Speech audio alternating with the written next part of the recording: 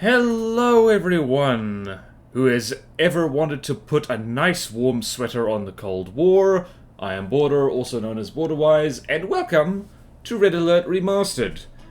And the running theme for this RTS commentary, because that's what this is aging. How games age, and how something that was absolutely fine years ago gets... Like problematic's the wrong word, but it's a bit of a, it makes you wince. So, we're just playing a little skirmish game on AI easy, because I'm not particularly good at this game. You don't get to judge me. And we're playing as Ukraine versus the Soviet Union, with German allies. So yeah, that's basically where we're starting off with here, is for the context, the historical context of this video game. The original Red Alert was released in 1996, so yeah, the Soviet Union was over. It was a new chapter, a new positive chapter in the history of, well, Eastern Europe and the world in general. There was a sense of optimism, I guess, and yeah, people were basically saying alright, so Russia ain't so bad anymore. And yeah, where was I going with this? Damn it. I'm already talking out of order. This is a heavy topic. I apologize if you wanted more fun. Don't worry, we'll get to that. Because, man, I get to whinge about this game a lot later. So, yeah, it's this is one of those things. This game has aged not great in terms of the premise. What if the Cold War turned hot? Is well, we're getting that right now. Here in the dystopian future we live in, not only the Cold War came back, but it could heat up again. Oops. Westwood had no idea that that could have happened back in 1996. But yeah, so I actually was going to do an hour of gameplay from this game, because I did that with the other part of Command & Conquer Remastered. And that was great fun. I played as GDI, we had a good time. Fascinating to see... weirdly, well, it was just fascinating to see, the kind of games that were made back in the day, you know? And it was a very interesting experience. And I thought, hey, let's do that with Red Alert. And I decided to play as the Soviets, and my goodness, I had to stop playing because it was making me genuinely sad. It hits different when you play Red Alert in the 21st century, because they really went all out with showing just how nasty the Soviet Union could be in a quite disturbingly realistic manner, honestly. We're talking you know, kudos to them, Stalin was a bastard, completely, so, you know, there's no shying away from that. You can't really paint the guy or the regime he was in charge of in a positive light. But, yeah, so we're talking, bombing of civilians, we're talking just real, serious, war crimes played straight. And in 1996, well, I had to stop playing because I thought, I was just being wow, this isn't funny, this isn't entertaining. I'm genuinely bummed out now, because in 1996, that was good entertainment, because I get the sense that, well, at least in the Western world, at least, people kind of thought that we were done with that. That, you know, we were moving on to a more positive future, because the Berlin Wall came down in 1989. And 1996, you know, things were on the up and up, or so they felt. Bearing in mind that I was born in 1991, and I'm in my early 30s now, and I was just a kid, but even I got the sense that there was kind of a sense of optimism in the 90s, and the late 90s in particular. You know, your mileage may vary. Those of you who are older or younger might have very different ideas about what that period of time was actually like. Of course, it's it's subjective to a degree. But I got the sense people were thinking yeah, we're getting better. The Cold War's over. The Soviet Union is gone. All those Eastern Bloc countries can now you know, find their own way, like, you know, be free from a, like, you know, the dystopian communist, like, situation they were in. And, yeah. Among other things, other developments in the world that I won't go into now. So this game, portraying the Soviets in such a... in, like, you know, in a way that demonstrates, like, being so, you know, essentially... what's the word I'm looking for? Basically, war crimes left and right. That's the kind of thing that, in 1996, it would have had a very different vibe to it, I feel. It would have been like, hey, remember when this was a thing? Remember when this was like, you know, when there was a superpower which was like this? And, like, yeah, don't get me wrong, like, literally everything, any nation that's even close to a superpower, tends to do bad things, if only because they do a lot of things, and more things you do, the more likely you are to do things wrong. Yeah, like, cue all the people saying, like, you know, America is not squeaky clean, and it really isn't. No nation is. But yes, like, in 1996, it would have been like, aren't you glad that this political entity does not exist anymore? Fast forward to now, 2024, or even, like, just a few years ago, it's like, aren't you glad this entity doesn't exist? It kinda does. Russia's having a bit of a relapse at the moment. And, yeah, so it hits different, you know? Like, the campaign in particular, like the skirmish mode in multiplayer, that doesn't have it, but it's like the cutscene, it's the setting, it's the storyline that just, it's like, ooh, oh dear. So that wasn't as coherent as I would have liked it to be, but you get the idea that something made in earnest and in actually like the spirit of optimism, like of hope that, like, yeah, because here's the thing about like violence and conflict and all that. The people who make games and art about it tend not to be the ones in it, generally. This is a huge generalization.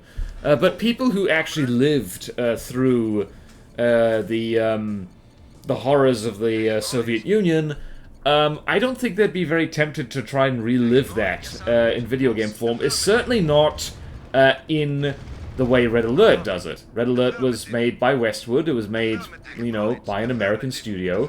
And, by the way, it is so frickin' annoying how the AI just is so good at moving their infantry out of the way of you running them over. It ticks me right off, mate. Yeah, remember tanks, but, yeah, I feel like I mean, it depends. I don't think they would let you play as the Soviets. I don't know.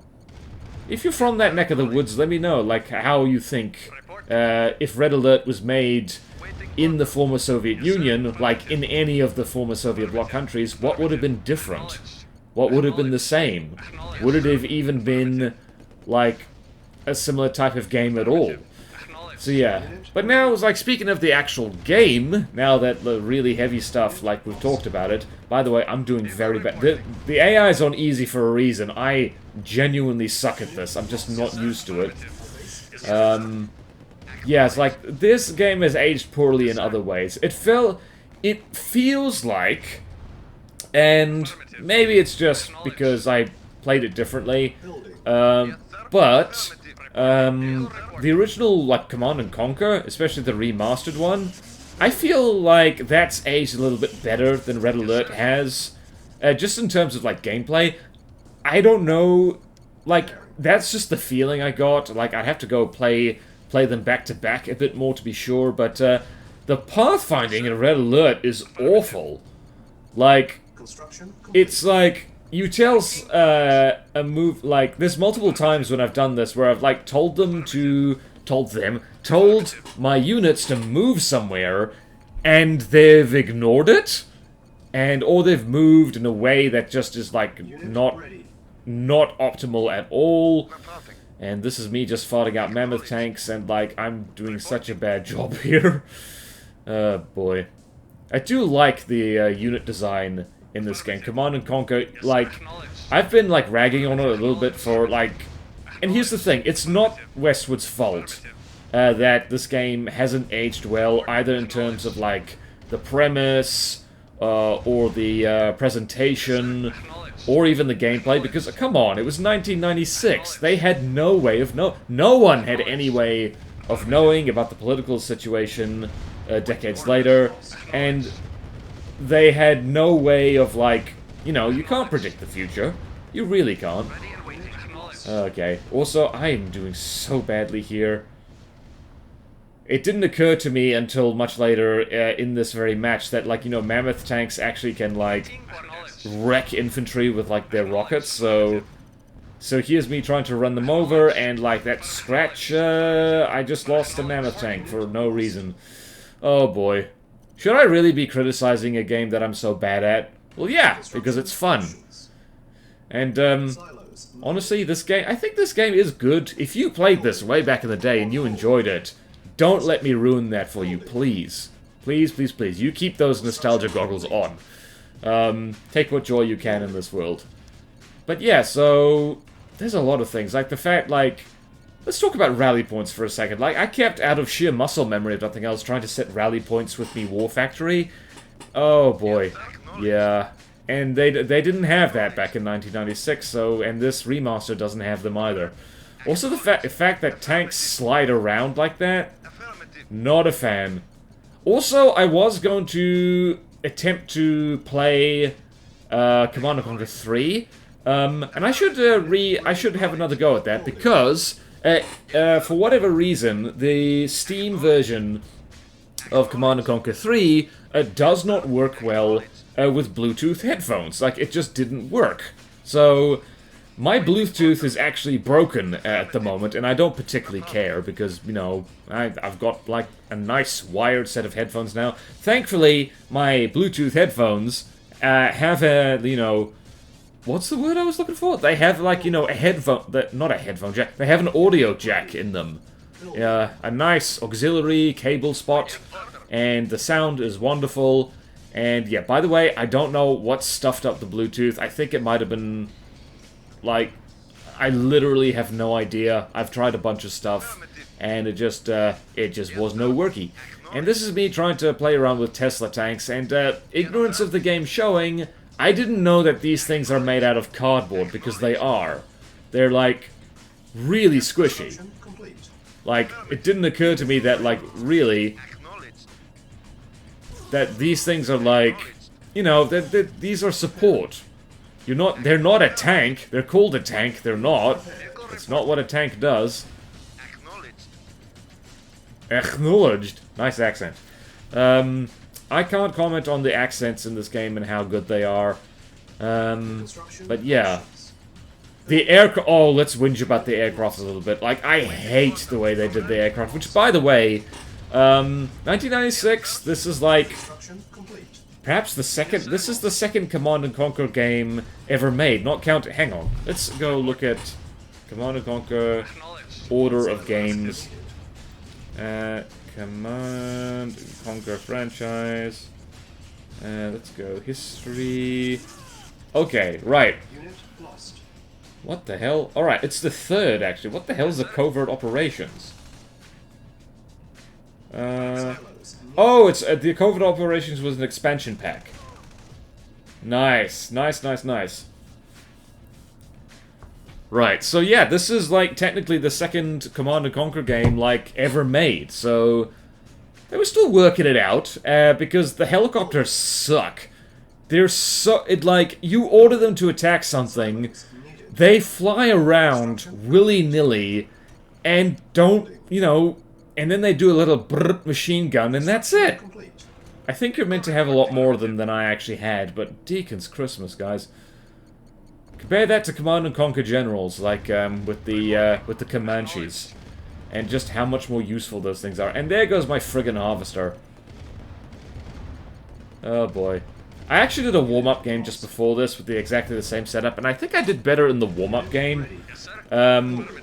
Just because I think I spammed too many harvesters, which means they headed out to the... This is what I'm talking about. The friggin' attack helicopter just, you know, does that. And also, like, I don't think the gun was even, like, correct. Like, the muzzle flash wasn't coming from the right part. Let's criticize a game that's more than, it's almost 30 years old at this point. This remaster isn't, but that's mostly just a graphical update. Oh boy. Oh boy, oh boy. It looks like easy AI is actually, whipping my ass a little bit. Not a fan of that, not a fan at all. It is also interesting, like, Mammoth Tank showing up in here, because Red Alert was a prequel to the original Command & Conquer, like, explaining how things were different.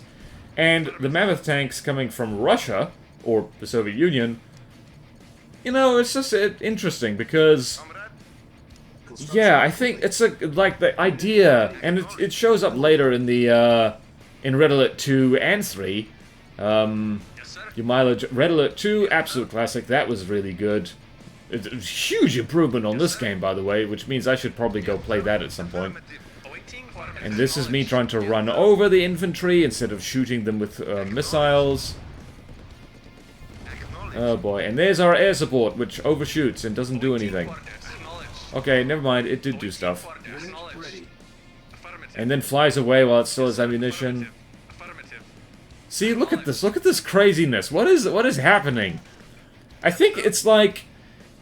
I guess that's a whole thing in itself that you could talk about with video games. It's like misplaced realism. And what I mean by that is like having things which are true to life, to an extent, but make the game less fun and less good. So yeah, like it's like the whole thing with the aircraft maneuvering like that. It's alright, they do have to kind of do that because guess what? Like, if you try and shoot something on the move when you're flying a helicopter that's moving like... how fast? I don't even know how fast they move on average. I know they can be damn fast. Yeah, like, not easy to, like, hit your target if you do that. And this is the point where I realize that, oh, actually, yeah, Mammoth Tanks completely curb stomp infantry because rockets. Why would you build anything other than Mammoth Tanks? And why would you be like me and not use them properly? Squish, and that wasn't a squish, what the hell? And, what was I talking about? Alright, so there's other things as well, like how the tanks move in this game. It's cool for all of 5 minutes until they fumble around in a way that's annoying. That's actually like, to jump forward in time a little bit, to whinge about Company of Heroes, which I will not play on this channel because I hate that game. It's, like, the pathfinding of that, it's ass. Let's be real, it's ass. It's not great. And, yeah, the way that vehicles get stuck, it's quite realistic. It's believable. Like, yeah, that's what happens if you, like, you drive a tank into the mud. You, like, you know, the thing has to fumble around a little bit. And it's like, you know, they get stuck on each other and stuff like that. But when you're having to micromanage everything, like right down to when your infantry units throw grenades, I never understood that in Company of Heroes and other games. Why me, the Supreme Commander, has to tell the infantrymen, like, when to chuck their grenades. And that's me seeing what the old graphics look like, and immediately noping out of there, because my goodness. My goodness, the old graphics, they are crunchy. They are delicious, crunchy popcorn.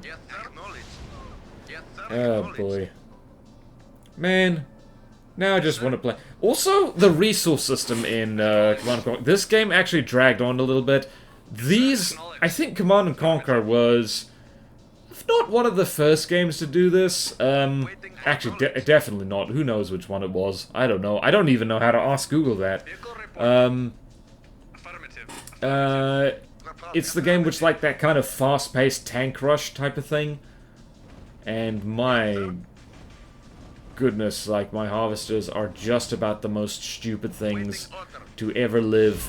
But yeah, that's yeah, that kind of fast-paced gameplay where it's like it's on the rush. It's all about the rush, you know. It's about doing things fast, like getting your stuff out there, which is great for multiplayer RTS, and I hate it. Like, call me an old fuddy-duddy, but I do think that RTS kind of lost its way a little bit with, like, hyper-focusing on, like, very fast 15-minute games, because, like, I think most RTS games kind of ended up being very similar, simply because of that. They were all trying to nail the 15-minute multiplayer match, and the only real winner of that was StarCraft, which is like literally the most popular RTS game, like, you know, ever made. Like, I think StarCraft 1 tournaments are still very much a thing, and Blizzard makes a huge amount of money, as per usual. But yeah. This kind of, like, the reason I mention the rush, so to speak, is because in games like this, Red Alert, and also, I guess, the original Command & Conquer as well, once the minerals or the Tiberium runs out, the pace of the game slows to an absolute crawl, which, on the one hand, it encourages you to not be, you know, a boring turtle, I guess. Because you've got to, like, you know, you've got to go grab the money and, like, get your tanks out there and get going. But, also, it's a little bit frustrating at this point of the game, because, like, I have 3 mammoth tanks, and that's basically all I got. And now, basically, the game is very slow. So there's about 10 minutes of me just very slowly and carefully calling the helicopters back and forth. Yeah, I really think I should have used more helicopters. Really should have. Really should have. Also, looking at the mine layer there in the vehicle menu, I think that the only thing I know about that is that it's one of the most useless things in the whole game. It's just like, oh no, you very slowly put mines all over the place. Oh boy. And just very slowly waiting for the Hinds. You know what annoys me about the Hind? Is that it only uses guns for some reason, but the little picture down there has rockets. Where are me rockets? And of course, in hindsight, the Command & Conquer, they, I love that fire effect, actually. I think that's so good. Yeah, to be fair, they did change that. When attack helicopters showed up again, let's look at the timeline again. Where did they show up? Let's go over here. Where did they show up? So we got Red Alert, Tiberian Sun. I think not Tiberian Sun. Red Alert 2. I mean, you had the Rocketeers in Red Alert 2, which is basically just the similar premise. It's a flying thing that doesn't need to reload, which is very convenient. Also, kind of the opposite of what you'd expect from, you know, a dude with a jetpack. Can't carry much stuff like that. Oh man, now I really do want to play Red Alert 2. Which I feel is like, Red Alert 2 is a little bit more silly than this one. This one, Red Alert the first, like getting back to what I was talking about in the Soviet campaign and what you're doing, the first mission is you, like, just destroying a village, like, indiscriminately, saying, like, right, there's, you know, they be traitors, kill them all, and it's like, you're basically just bombing people who have absolutely no way of fighting back. Yeah, that didn't age well. Really did not age well. Not at all. It is quite handy that mammoth tanks repair themselves. This is what I'm talking about. That mammoth tank buggered off down south, and honestly, I did not tell him to do that. Very, very annoying. And, oh yeah, also the amount of friendly fire that happens in this game is ridiculous. Like, tanks will damage each other if their shots land too close to each other. Which, on the one hand, yeah, I know, that's kind of realistic, I suppose. But on the other hand, it means you really have to micromanage units, which are not easy to micromanage because they pathfind like crap. So, hindsight, not great. What was I talking about? I went on a complete tangent. Oh yeah, I was talking about the helicopters. I love the Comanches, and the Command & Conquer Generals is another game that possibly has aged even worse. Because it's like, you know, the whole thing, on the one hand, gameplay-wise, Command & Conquer Generals, fantastic. I loved that game. But on the other hand, the thing was literally a cash... Oh, yay, we beat one of the players. One of the easy AI players. Well done, me. On the other hand, that was EA, and oh boy, we can talk about EA a lot. They're not all bad, by the way, but ye gods, when they cock it up, they do it right. They do it big, and they really do it badly. Oh boy. Also, why can aircraft not, clear the fog of war? That's so annoying. So yeah, like, the whole Command & Conquer Generals thing, literally a cash grab on the war on Terra, back when that was made. Let me see. Yeah, so Generals was made really quick, actually, because it's like, 2001, that's when Yuri's Revenge came out. And stupid Mammoth Tank, don't drive so close. Stop it. Stop driving close to the thingy. Okay. But yeah, so Generals and General Zero Hour came out in about 2003.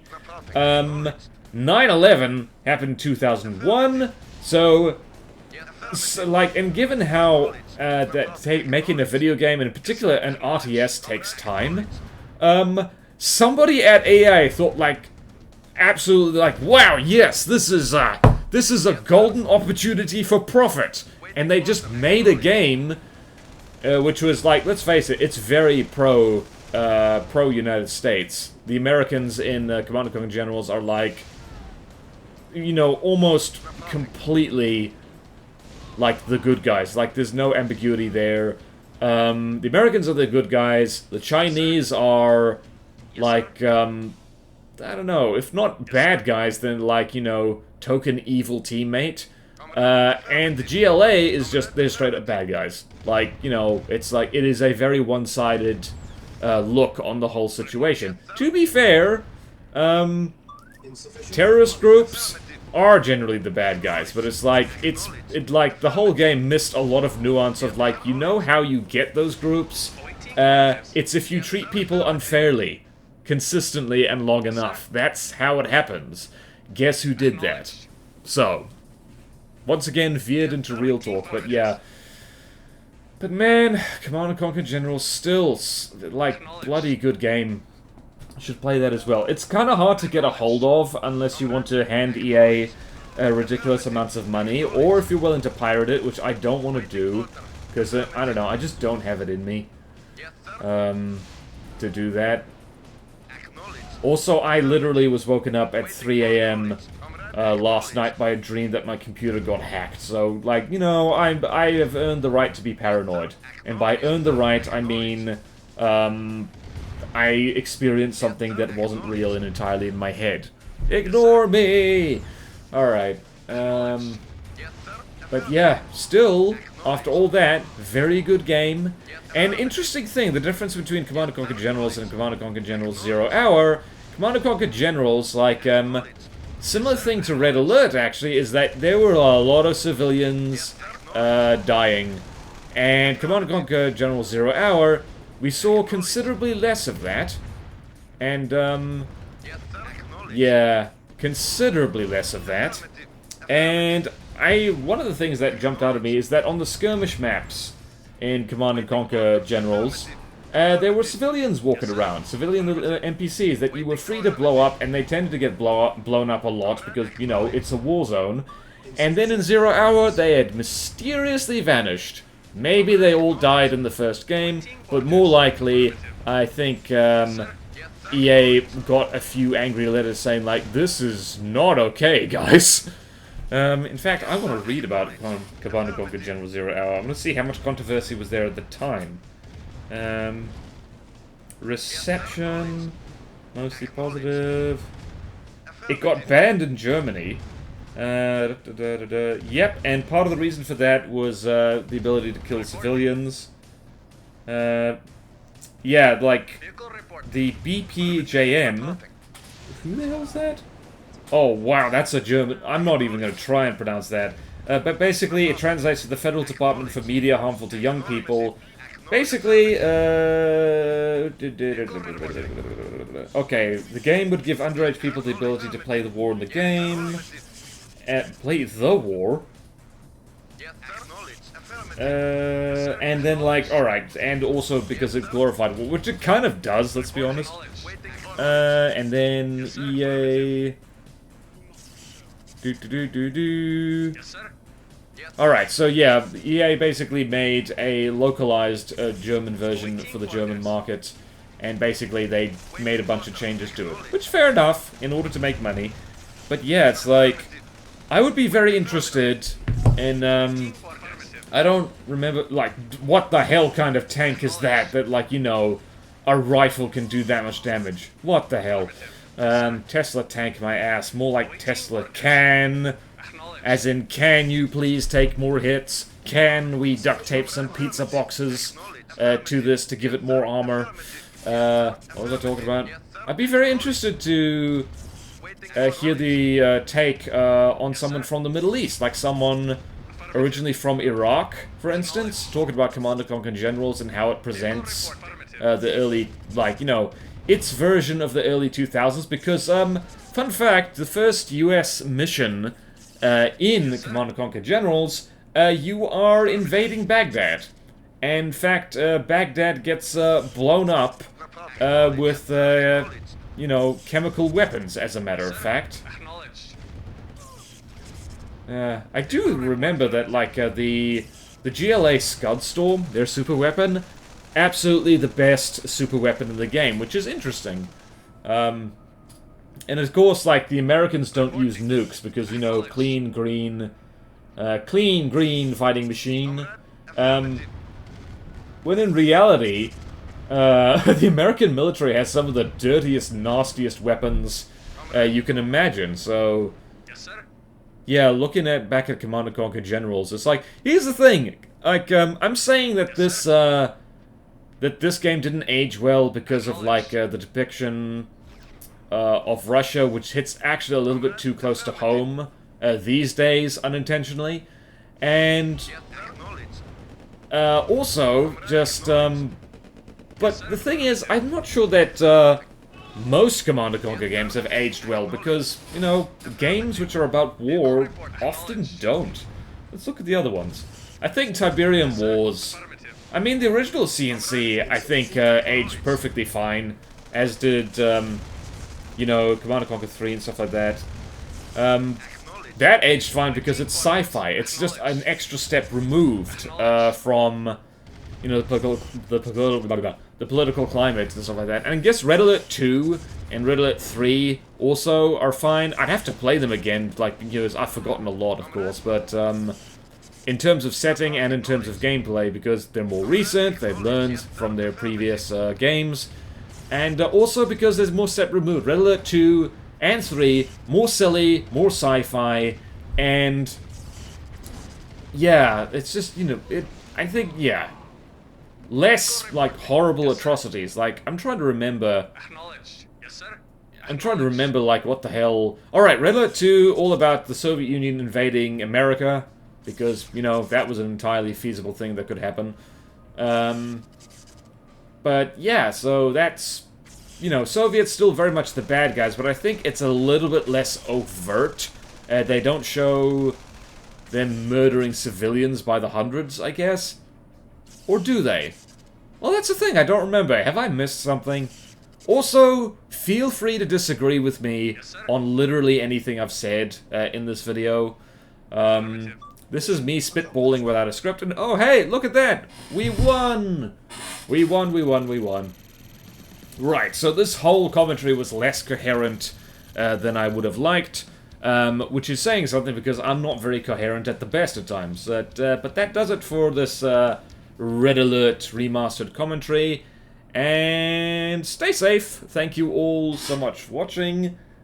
Please like and comment, subscribe if you want to, and... I forgot my spiel completely. And I will see you in the next video. Farewell.